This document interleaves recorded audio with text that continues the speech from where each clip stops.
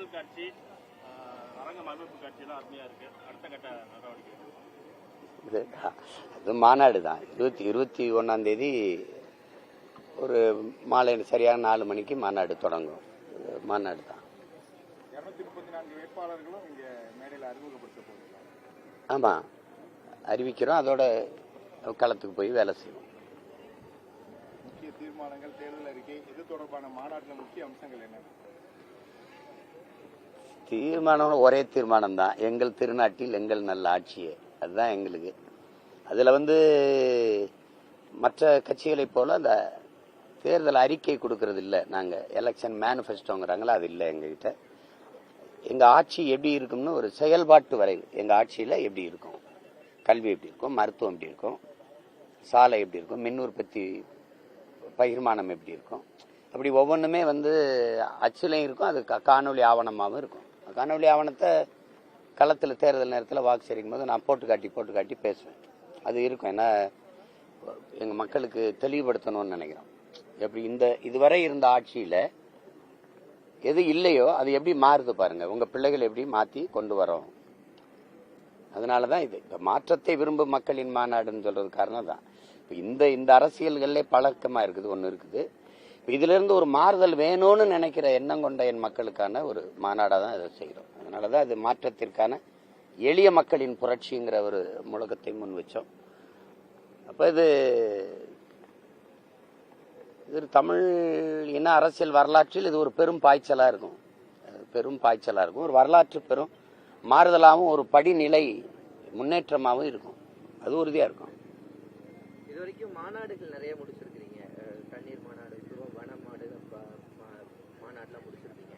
இப்போ இந்த மாநாட்டில் எது முக்கியத்துவம் வைக்க போறீங்க? இதுக்கு பிறகு உங்களுடைய பிரச்சாரம் எங்க தொடர போறீங்க? இல்ல, இப்ப முன்னாடி நாங்க சொன்னது உங்களுக்கு தெரியும். உலகில் இந்த பூமியில எந்த உயிரினமும் இல்லை.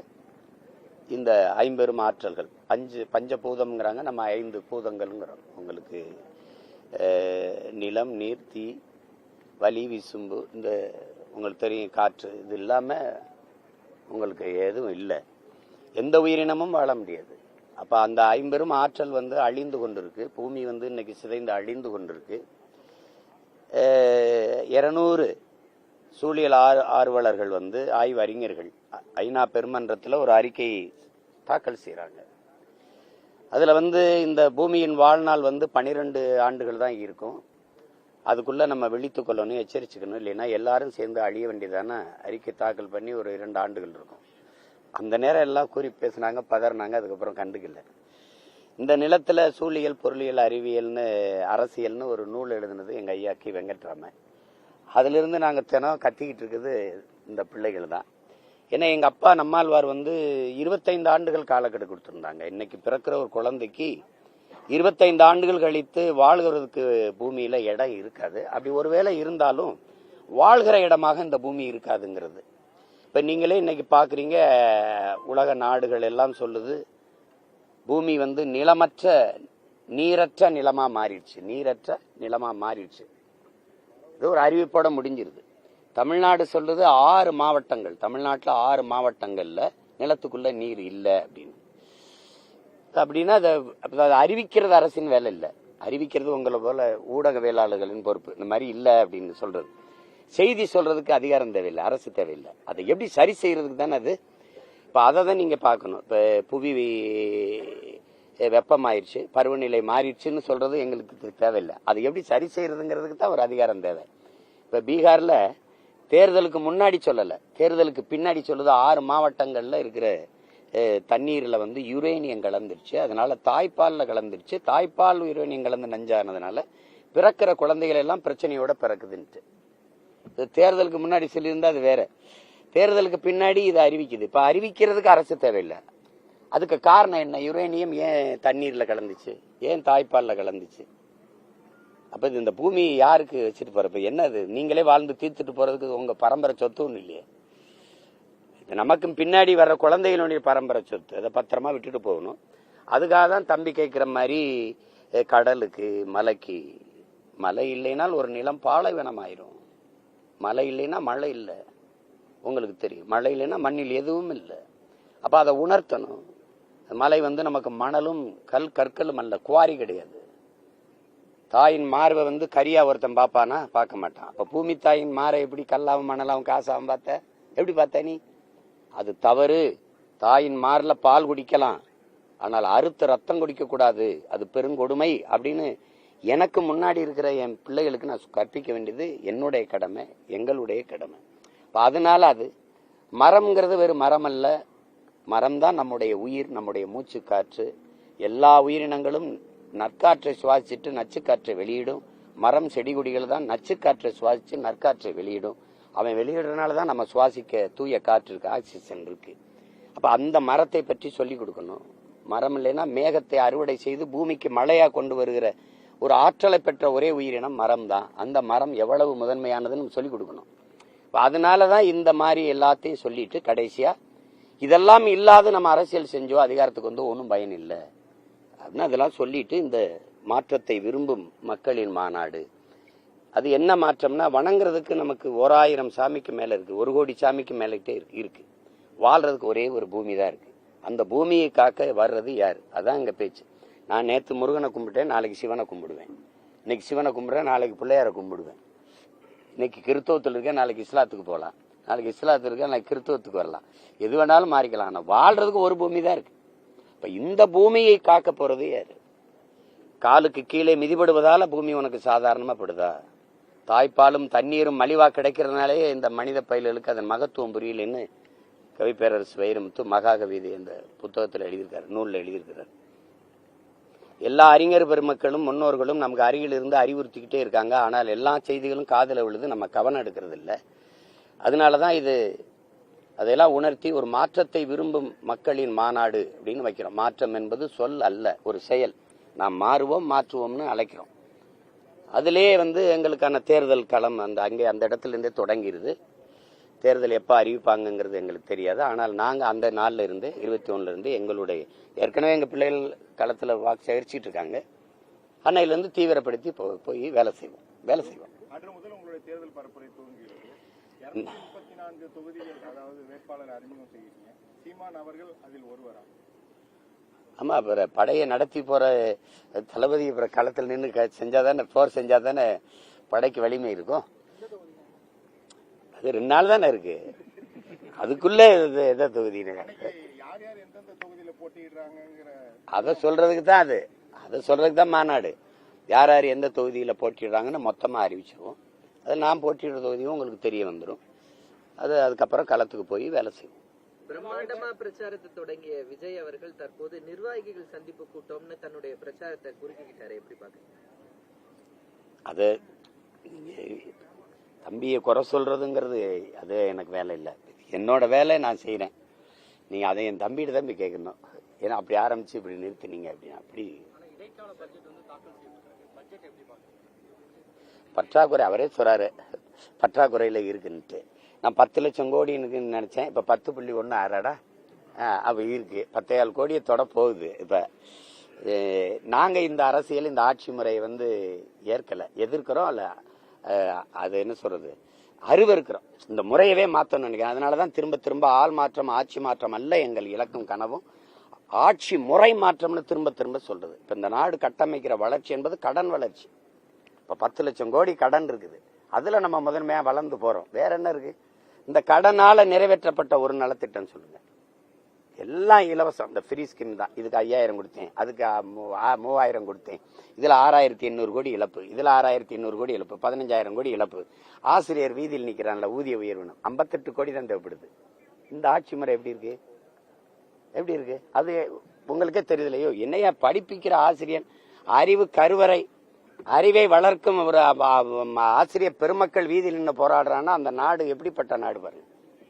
அறிவை வளர்க்கிறவன் வீதியில் நிக்கிறான், இந்த உடை மானத்தை மறைக்கிற நெசவை செஞ்சு கொடுக்கிற நெசவாளி வீதியில் நிக்கிறான்.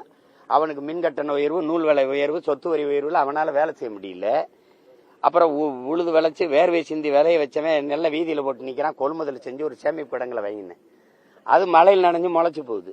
வேர்வை சிந்தி விலைய வச்சவன் கண்ணீர் சிந்திக்கிட்டு வீதியில் நிக்கிறான். இப்ப இந்த மாதிரி ஆட்சி முறையை நீங்க ஏற்கிறீங்களா? அதை எப்படி ரசிக்கிறீங்களா? கொடுமையா இருக்கா இல்லையா? இதுதான் பிரச்சனை. நீங்க குவார்டர் எல்லாருக்கும் இலவசம்னு கடையில வைப்பீங்களா? ஒரு 10 குவார்ட்டருங்க இலவசங்க பண்டிகைக்கு, அப்படிதான் சொல்லுதா அந்த அரசு? 5 சிகரெட்டு பாக்கெட்டு அப்படியாவது கொடுக்குதா? அப்ப எப்படி நாங்க உழவர் கொடி நாங்க விளைய வைக்கிற நெல்லை மட்டும் இலவசம்னு அரிசி விற்கிற?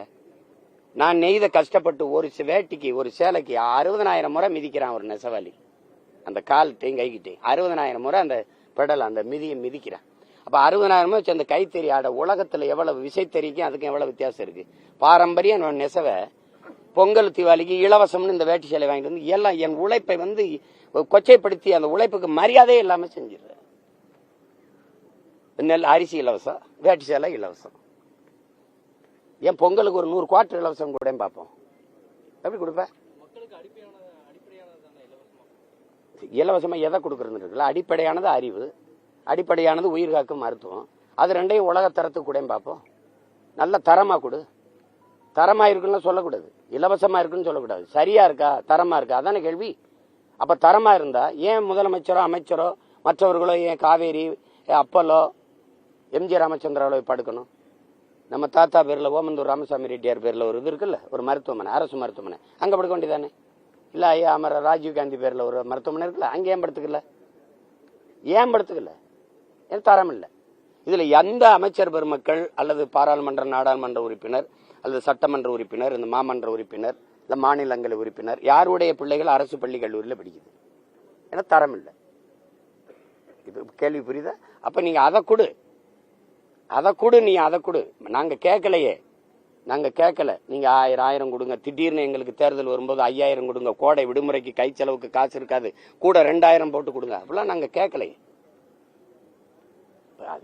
இவ்வளவு அரசு ஊழியர்களுக்கு இவ்வளவு ஓய்வூதியம் எல்லாம் கிடைக்காது, நீங்களே இப்ப குறிப்பிட்டீங்க அந்த புள்ளி விவரம். அப்படி இருக்கிறப்ப ஒரே நாள் காலையில 5000 ரூபாய் இந்த 6500 கோடி அவங்க கொடுக்குறாங்க. நிதியமைச்சர் ஏற்கனவே வந்து ஒரு 70 கோடி ரூபாய் வந்து நிதி ஒதுக்கீடு செய்ய முடியல இந்த அரசு ஊழியருக்கான ஓய்வூதியம் சொன்னார். இது எப்படி பாக்குறீங்க? கொடுமையா பாக்குறேன். நீங்க அண்ணன்ட்ட கேட்க கூடாது, அவங்க கிட்ட கேட்கணும். இவ்வளவு நிதி நெருக்கடியை வச்சுக்கிட்டு, நிதிநிலையில பற்றாக்குறையை வச்சுக்கிட்டு ஒரு உபரி பட்ஜெட் இருக்கிற நாடு கூட அதை செய்யாது. எல்லாத்திலுமே ஒவ்வொரு துறையிலையும் இழப்பு இருக்கு. மின்துறையா 1 லட்சம் கோடி, போக்குவரத்தா 1 லட்சம் கோடி. அது என்ன செஞ்சு? தரமான போக்குவரத்தை கொடுக்கறதுக்கு, சாலையை சரி பண்றதுக்கு எனக்கு கடன் ஆயிடுச்சு, பரவாயில்ல. தடையற்ற மின்சாரம், ஒரு நொடி கூட மின்சாரம் அணையாது. நானே அதுல தண்ணீரை விடைஞ்சு நானே உற்பத்தி செய்து கொடுக்குறேன். அப்படி இல்லை, நீ வாங்கித்தான் கொடுக்குற, வாங்கித்தானே கொடுக்குற. அதுலயும் நீ இயற்கை வழியில இருக்க சூரிய ஒளி, காற்றாலை, சூரிய ஒளியை தனியாருக்கு வர கொடுத்துட்ட, அவன்கிட்ட இருந்து வாங்கி கொடுக்குற. அப்ப ஒவ்வொரு துறையும் லட்சக்கணக்கான கோடி இழப்பு இருக்கு. வட்டியே 1 லட்சம் கோடிக்கு மேல கட்டிக்கிட்டு இருக்கோம். எதை வச்சு நீங்க கடன் பெற்றிருப்பீங்க? ஒன்னும் மனித வளம், மண்ணின் வளம், ரெண்ட காட்டித்தானே. இப்ப நீங்க ஒரு கடன் ஒரு 10 லட்சம் ரூபாய் கடன் கேட்கறீங்கன்னா ஒரு வங்கியில அவன் என்ன கேட்பான்? ஏதாவது சான்று குடும்பம், சூரிட்டி குடும்பம்ல, ஏதாவது காட்டு, கட்டடத்தை காட்டு, வீடு இருக்கு இல்ல நிலம் இருக்குன்னு கேட்டுவான்ல. நீ எதை வச்சு கடன் பெற்ற? எங்களை வச்சு தானே. மனித வளத்தை காட்டியிருப்பா, மண்ணின் வளத்தை காட்டியிருப்ப, வேற என்னத்தை காட்டுவ? இந்த கடனை எதை வச்சு கட்டுவ? என் உழைப்பை சுரண்டி வரியை எடுத்து தானே போய் கட்டுவ. இந்த காசு இருக்குது, மின்கட்டண உயர்வு எவ்வளவு சொல்லுங்க, நீங்க எவ்வளவு சொல்லுங்க. சொத்து வரி எவ்வளவு? அதனால மக்களுக்கு இருக்கிற இடையூறு எவ்வளவு? அப்ப அத்தியாவசியமான ஒன்றுல வரியை எடுத்துக்கிறது, அது தவிர்க்க முடியாத வேற வழி இல்லை. மின்கட்டண உயர்வுனால நீங்க மின்சாரம் பயன்படுத்தாம இருக்க முடியுமா? அப்ப கட்டித்தான் தீரணும், இல்லைன்னு இருட்டுல கிடக்கணும். அப்ப அத்தியாவசியத்துல போய் வரியை உயர்த்தி விட்டுறீங்க, சொத்து வரியை உயர்த்தி விட்டுறீங்க. இப்ப நான் ஒரு கடை வச்சிருக்கேன், வாடகைக்கு கடை வச்சிருக்கேன். இந்த கடை வாடகை எங்க இருந்து இப்ப சொத்து வரி உயர்ந்துருச்சு, என்ன பண்றது? நான் விற்கிற பொருளை தான் வைப்பேன், அப்படித்தானே? நான் வாடகைக்கு வீட்டுல குடியிருக்கிறேன், வீட்டு உரிமையாளர் சொத்து வரி கட்டணும், வரி என்ன பண்ணுவாரு? என் வாடகை தான் உயர்த்துவாரு. அப்ப மக்களின் வாழ்வாதாரத்துல போய் வயிற்றுல அடிக்கிற மாதிரி இருக்குது. யாரு கேட்டது எங்களுக்கு 1000 கொடு 500 கொடுன்னு? கடனை வாங்கி கொடுத்து என்ன சோழ பரம்பரை சொத்தை பத்திட்டு கொடுக்குறீங்க நீங்க? யாரு காசு இது? யாரை வச்சு கடன் பெறீங்க?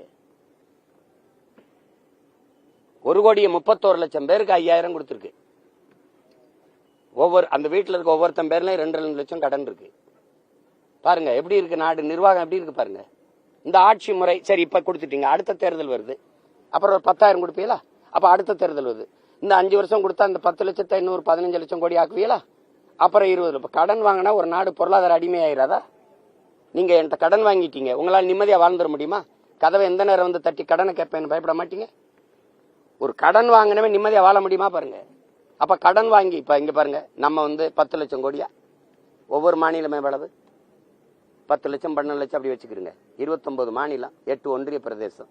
இந்தியாவே 196 லட்சம் கோடி வாங்கியிருக்கு. 196 லட்சம் கோடி மத்திய அரசு. இது போக எல்லா மாநிலங்களும் சேர்த்தா 400 கோடி கிட்ட வருது கடன். இந்த கடன் என்னை கட்டுறது? ஒரு தவிர்க்க முடியாத பொருளாதார நெருக்கடி வந்தா என்ன பண்ணுவீங்க? பொருளாதார வீழ்ச்சி வந்தா என்ன பண்ணுவீங்க? அப்புறம் நேபாளில் நடந்தது, பங்களாதேஷில் நடந்தது, இலங்கையில் நடந்தது, இங்க நடக்காதுன்னு உறுதி ஏறா தருவீங்களா? சொல்லுங்க. தஞ்சாவூர் பள்ளி மாணவி லாவண்யா வந்து மதமாற்றம் எந்த விதத்திலையும் நடைபெறல, அவங்க வீடியோல அது போன்ற எதுவுமே இல்லை அப்படின்னு சொல்லிட்டு சிபிஐ முதற்கட்ட விசாரணையில வந்து நீதிமன்றத்தில் தெரிவிச்சிருக்காங்க. நிலை அறிக்கை எப்படி? செய்தியாக தான் பார்த்தேன், நான் முழுக்க செய்தி பார்க்கல, சுழல் எழுத்துல பார்த்தேன். அது அவங்க ஏதோ என்ன சகாய மதாவால் சகிக்க முடியல ஏதோ போட்டுறாங்கன்னா விசாரிச்சிருப்பாங்க. அதாவது மத்திய புலனாய்வு தான் சொல்லிருச்சுல அப்படி ஒன்றும் நடக்கலைன்னு, அதை விட்டுற வேண்டியதான். பாஜக வந்து ஏற்கனவே சொன்னதே மதமாற்றம் நடந்திருக்கு, அதனால தான் அந்த பொண்ணை வந்து தற்கொலை பண்ணிட்டாங்கன்னு சொல்லி ஒரு பிரச்சாரமாவே பண்ணாங்க, போராட்டம்லாம் பண்ணாங்க. அது சும்மா நீங்க அம்மையார் ஜெயலலிதா படிச்ச பள்ளிக்கூடாது இந்த நாட்டில் இருக்கிற மிகப்பெரிய பிஜேபி ஆர்எஸ்எஸ் தலைவர்கள்லாம் படித்த பள்ளிக்கூடாது. அவங்கெல்லாம் என் மதம் மாறல. இப்போ நான் இஸ்லாமிய பள்ளி கல்லூரியிலே படித்தேன், நான் என்னை மதம் மாற்றினாங்களா? இங்கே மதம் யாரும் கட்டாயம் மாறல, விரும்பித்தான். இப்போ என் அருமை சகோதரன் ரகுமான் இருக்கிறாரு, நீங்கள் மாற்றினீங்களா? அவர் விரும்பி ஏற்றுக்கிட்டாரா? இப்போ என் தம்பி இருக்கிறாரு யுவன் சங்கர் ராஜா, இஸ்லாத்தை விரும்பி ஏற்றுக்கிட்டாரா? யாரும் பிடிச்சு கொண்டு மாற்றினாங்களா? இங்க மதம் என்பதும் வழிபாடு என்பதும் உணவு என்பதும் உடை என்பதும் விரும்பிய கல்வி தேர்வு என்பதும் அவனவன் உரிமை. அதுக்குத்தான் பெற்றுக்குது போராடி சுதந்திரம். அதுல போய் தலையிட்டுக்கிட்டு கூடாது. எனக்கு என்ன பிடிக்குது, நீ இலையில எது வச்சாலும் சரி, எனக்கு அது விருப்பமோ அதை தான் சாப்பிடுவேன். நீ வச்சுட்டு அதனால சாப்பிடலாம் அப்படிலாம் சொல்ல முடியாது. அது விருந்து இல்லை, அதுக்கு பேர் விஷம். அப்படி செய்யக்கூடாது. அப்புறம் எதுக்கு சுதந்திரம்? சுதந்திரம் எதுக்கு சொல்லுங்க? சரி, வெள்ளக்காரன் இந்த நாட்டை ஆண்டல 400 ஆண்டுகள் ஆண்டான்ல, அவன் நினைச்சிருந்தா எல்லாரையும் கிறிஸ்தவமா மாத்திருக்க முடியும்ல. முகலாயருக்கு இந்த நாட்டை ஆண்டாங்கல்ல, அவங்க நினைச்சிருந்தா எல்லாரையுமே மொத்தமா முஸ்லீமா மாத்திருக்க முடியும்ல. எங்க நடந்தது? இங்க அடக்க முடியாத சகிக்க முடியாத சாதிய இழிவு, சமத்துவமின்மை, தீண்டாமை கொடுமை, இதை சகிக்க முடியாம மாறினவங்க தான் இங்க. அது உங்களுக்கு தெரியுதுன்னு நினைக்கிறேன். எல்லாம் பகுத்தறிவு, முற்போக்கு, சமூக நீதி, எல்லாம் சமூக மாற்றம், முன்னேற்றம்லாம் பேசிட்டு இன்னும் தனித்தனி சுடுகாடு, தனித்தனி கோவலம் இருக்கு, தனித்தனி முடிவெற்ற, இவருக்கு முடிவெற்றவர் இவருக்கு வெட்ட மாட்டார், இவருக்கு முடிவெற்றவர் அவருக்கு வெட்டப்பார். இந்த மாதிரி ஏற்றதால் இருக்கா இல்லையா சமூகத்தில்? பணத்தை புதைக்கிற இடத்துல கூட பொதுமை இல்லையில, இருக்கா இல்லையா? அரசு பள்ளி கல்லூரியில் படிக்கிற மாணவர்களுக்கு, தாழ்த்தப்பட்ட பிள்ளைகளுக்கு தனி தங்கும் விடுதி இருக்கா இல்லையா? ஆனால் தனியார் பள்ளி கல்லூரியில் படிக்கும் போது அங்க ஒரே தங்கும் விடுதியா இல்லையா? அங்க உயர்ந்த சாதி தாழ்ந்த சாதி பாகுபாடு இல்ல. அப்ப தனியார் முதலாளி நடத்துற கல்லூரி பள்ளியில் இருக்கிறது ஏன் அரசு நடத்துறதுல இல்ல? யார்கிட்ட பதில் இருக்கு? ஏன் இல்ல சொல்ல? அப்ப நீ என்ன சமூக நீதியின் நிலை நட்டு நீ புடுங்க? நீ என்னத்த நட்ட? கேட்டா கட்டடத்துக்கு பேர் சமூக நீதி கட்டடம்ங்கிற, செங்கலும் சிமெண்டுமா சமூக நீதி? எது சமூக நீதி? அதனால அது சும்மா சொல்றதா, அந்த நேரம் அரசியலுக்காக அவங்க பேசுறது. இப்ப திருப்பரங்குன்றத்துல விளக்கு ஏத்தணுங்கிற பிரச்சனை. விளக்கு ஏத்துறது பல கோடிக்கணக்கான மக்கள் வீடே இருண்டு கிடக்கு, அதுல விளக்கேத்த வழி கிடையாது. எங்க முருகனுக்கு விளக்கத்து தெரியும். இப்ப 100 ஆண்டுகளா ஏத்தல, எங்க போயிருந்த இவ்வளவு நாள்? போன ஆண்டு முருகன் மாநாடு போடும்போது ஏத்த வரல. ஏன் வரலன்னா தேர்தல் இப்பதான் வருது, அதனால வராங்க. ஒரு அரசு நினைச்சிருந்தா ஒரு நொடி வேலை, 2 சமய பெரியவர்களையும் கூப்பிட்டு அவரவர் வழிபாடு, அவங்க வழிபடும் போது நீங்க தொந்தரவு பண்ணாதீங்க, நீங்க விளக்கேற்றும் போது தொந்தரவு பண்ணாதீங்க, போங்க. அரசு உங்களுக்கு எல்லாத்தையும் பாதுகாப்பா இருக்கும், நல்லபடியா போயிருப்பாங்க. இது வந்து அவரவர் வழிபாட்டுல ஒருத்தர் தலையிட்டுக்கிறாதீங்க. இது ஒரு தாய் பிள்ளைகளா வாழ்கிற ஒரு நிலம்னு சொல்றதுக்கு எவ்வளவு நேரம் ஆயிருக்கும்? ஏன் செய்யல? நான் சொல்லும் போது யாரும் அதை எடுத்துக்கல. அதையே நீதிமன்றம் சொல்லும் போது போய் அரசு வருத்தம் தெரிவிக்குது. இந்த வருத்தத்தை ஒரு வருஷம் கழிச்சு கேட்கிறீங்க. இந்த முறையும் வந்து நாம் தமிழர் கட்சி தனித்து போட்டியா, யாரும் கூட்டணிக்கு வந்தால் ஏற்றுக்கொள்வீங்களா? இப்படி ஒரு கேள்வியை நீங்க கேட்கறீங்கன்னா உங்களை என்ன செய்யலாம்? 234 வேட்பாளரையும் அறிவிக்க போறேன்னு சொல்றேன், அப்புறம் தனித்து போட்டியானு கேட்டா அப்படி என்ன பதில் சொல்றது? சரி போறேன், எங்க இருப்பா போறேன், யாரோட போலாம் சொல்லுங்க. உங்க கூட எல்லாம் போறேன்லான்னு அது இல்ல. அது ஏன் பேசி அதை எத்தனை தடவை அதே பதில சொல்றது? வேற ஸ்டாலின் தொடரட்டும்ன்ற பிரச்சாரத்தை எப்படி பாக்குறீங்க?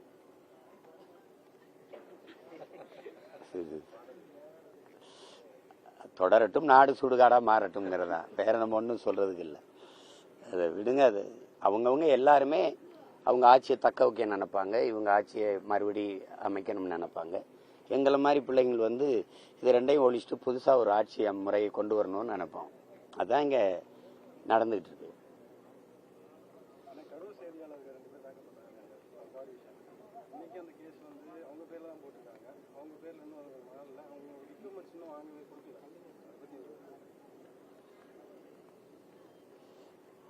அதுதான் இங்க இருக்கிறதே கொஞ்சம் கொஞ்சம் கருத்து சுதந்திரம் தான். அதுலேயே செய்தியாளர்களை தாக்கி இது பண்றது, அவங்க கருத்தை சொல்ல விடாம கழுத்தை நெரிக்கிறதெல்லாம் வந்து மிகப்பெரிய கொடுமை. இதுல நம்ம சும்மா வெறும் வெற்றி சொல்லா வச்சிருக்கோம். கருத்து சுதந்திரம், ஜனநாயகம், இதெல்லாம் வந்து ஊடக உரிமை, ஊடக சுதந்திரம்லாம் சும்மா வெற்றி சொல்லா வச்சிருக்கோம். அந்த செயல் வருந்தத்தக்கது, கண்டிக்கத்தக்கது. அவங்க அந்தப்பவே நான் அறிக்கை கொடுத்து அதை கண்டிச்சிருந்தேன்.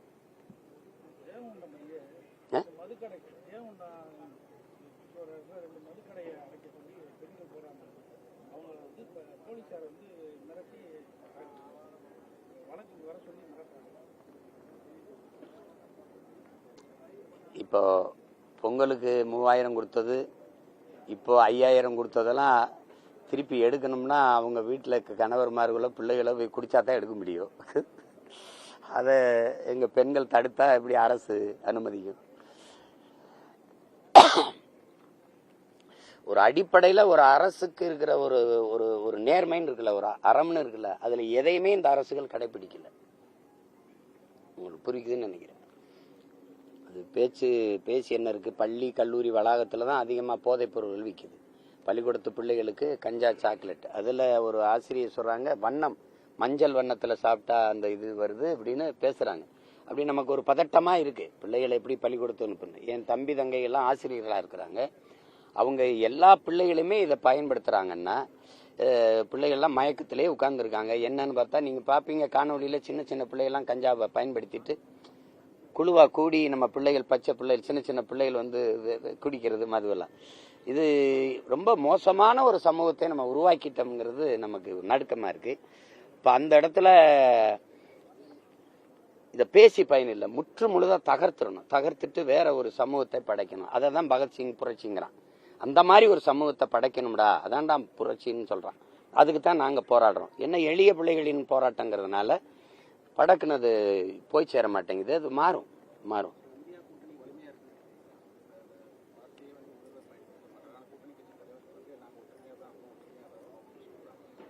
அதாவது இப்ப நான் நல்லா தான் இருக்கேன்னு ஒருத்தன் சொன்னான்னா அவனுக்கு ஏதோ பிரச்சனை இருக்குன்னு அர்த்தம். நாங்க ஒற்றுமையா தான் இருக்கோம் இருக்குன்னா உள்ளுக்குள்ள ஏதோ பிரச்சனை இருக்குன்னு அர்த்தம். ஒற்றுமையா நீங்க இருக்கல இல்லையான்னு நாங்க கேட்கவே இல்லை. அப்புறம் எதுக்கு அது சொல்றீங்க? அப்ப ஏதோ பிரச்சனை இருக்குல்ல, புரியுதா? அதனால அது அவங்க பிரச்சனை. அது வலிமையா இருந்து என்ன பண்ணுது? வலிமையா இருந்து என்ன ஆகுது சொல்லுங்க? வலிமையா இருந்து என்ன ஆகுது சொல்லுங்க?